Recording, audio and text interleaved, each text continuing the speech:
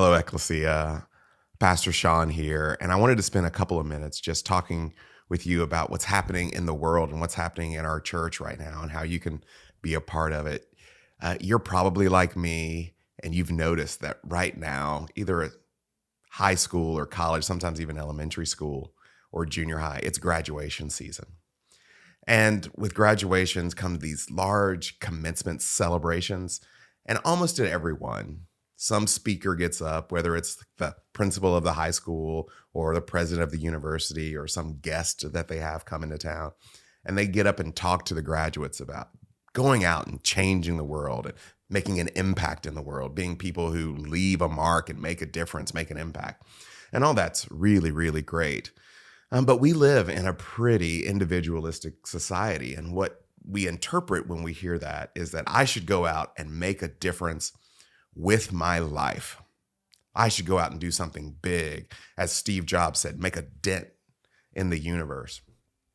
And that's all great. Those are good things. You should want to make a difference in the world and impact the lives of people. But there's something that almost all commencement speakers leave out. And it's this simple thing that's on every page of the New Testament, that if you want to make a difference in the world, you can go out and try it on your own, but you'll be much more effective if you collaborate, if you convene, if you launch into something in community with other people. For one thing, you just don't know everything. You don't have access to everything. You need other people to help guide you, keep you out of ditches. But also that we were never meant to do life alone in isolation.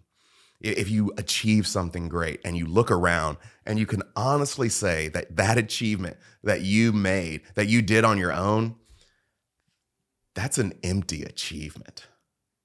You want people there, not just to celebrate what you've done, but to be partners with you. So there's a lot going on in the world.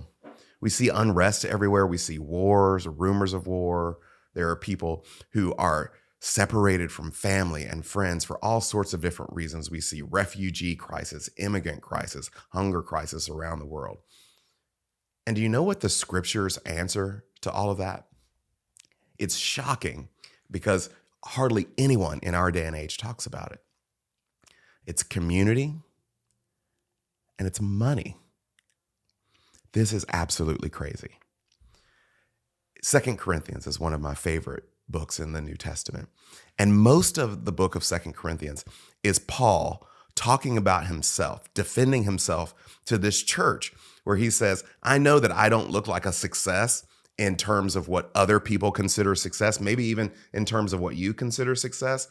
But here are all of the reasons that God is working through me in all of the ways, and how life with God is upside down, topsy-turvy from the rest of the world. And then in chapter 8, there's this hard turn. And it's not about any of that stuff. What Paul talks about, crazily enough, is the collection. Like he's traveling and his emissaries are traveling. And part of what they're doing when they're meeting people and talking to people about Jesus and baptizing folks and starting churches, part of what they're doing is they're taking a collection. And I want you to hear this straight from the word. This is what Paul writes in 2 Corinthians 8. He says, now, brothers and sisters, let me tell you about the amazing gift of God's grace that's happening throughout the churches in Macedonia, even in the face of severe anguish and hard times. Their elation and poverty have overflowed. Their poverty has overflowed into a wealth of generosity. I watched as they willingly gave what they could afford and then went beyond to give even more. They came to us on their own, begging to take part in this work of grace, to support the poor saints in Judea. We were so overwhelmed.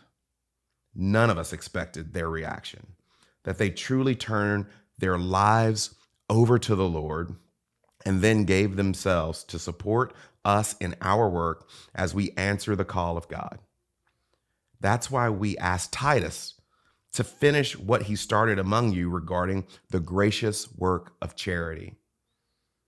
just as you are rich in everything, just like you're rich in everything, in faith and in speech, in knowledge and in sincerity and in love we have shown for you. Now I ask you to invest richly in this gracious work to you. I am not going to command you, Paul says, but I'm going to offer you the chance to prove your love genuine in the same way others have. You know the grace that has come to us through our Lord Jesus, the Anointed One.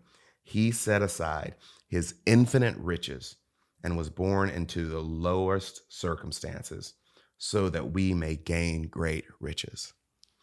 Here's what's fabulous about that.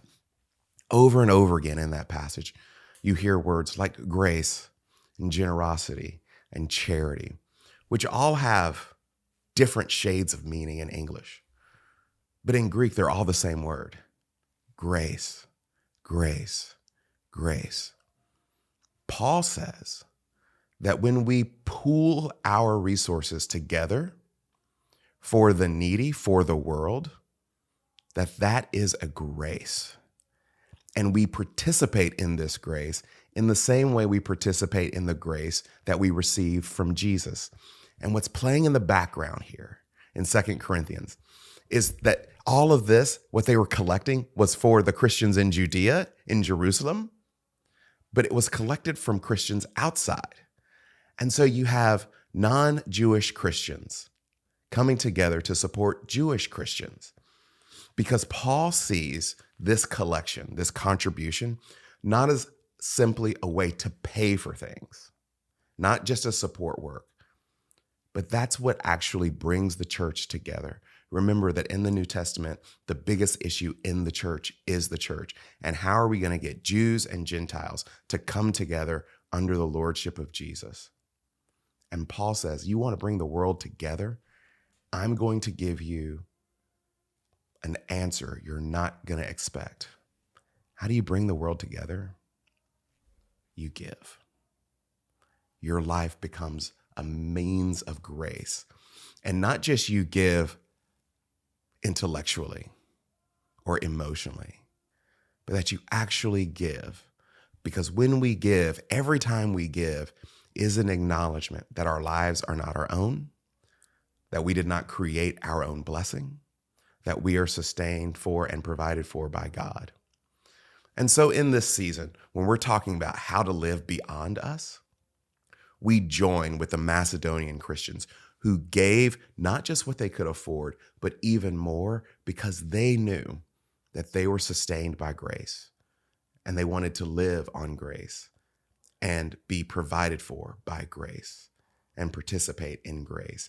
And when we do that, we join Jesus in the healing of the world.